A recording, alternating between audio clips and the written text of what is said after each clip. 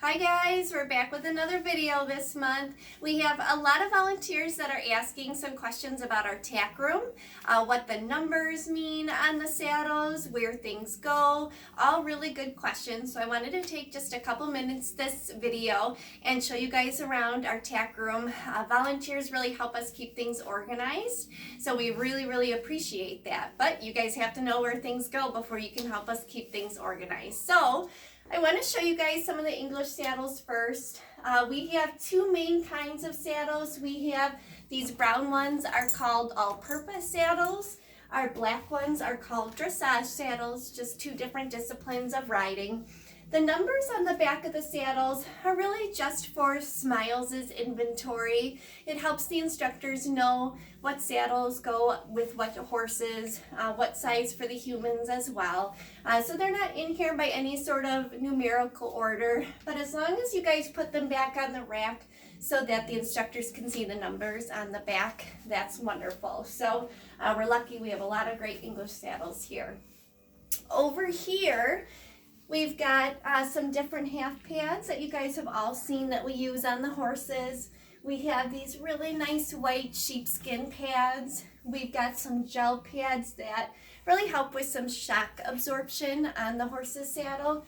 And then we've got in the back there, we have three, they're like more fleece type half pads that we use. So if you guys can help us just keep those organized by the different categories, that would be great. Over here, we've got three racks of just our English saddle pads. So they're really not in here in any kind of order, but if you guys can help us by making sure that they're put on the racks flat, that we don't have saddle pads that are pushed all the way in the back, that would be great. You guys know all of our brushes are in here. And then we've got our English girths are over here in the corner. This is an area where when you guys are putting girths back, if you could help us by putting them back in the right size, that would be wonderful. The sizes are all up here, and then usually the girths will say the size right on there in marker. So this one's a 52. This one says it's kind of hard to see, but it's right here. It says a 50. So just make sure they go back on the right rack when you're putting them away. And then we have some of our specialty equipment here. So just a little piece of information. We've got our anti-cast, which has one round handle here. When you see it on the board, it usually says AC. And then we have our training surcingles that don't have any handles on them, but we call these on the board, they're labeled with a T and an S. And then we have vaulting surcingles, which are these three that have two handles on each side. They would be called the VS on the board. We've got a couple more anti-casts over here as well, okay?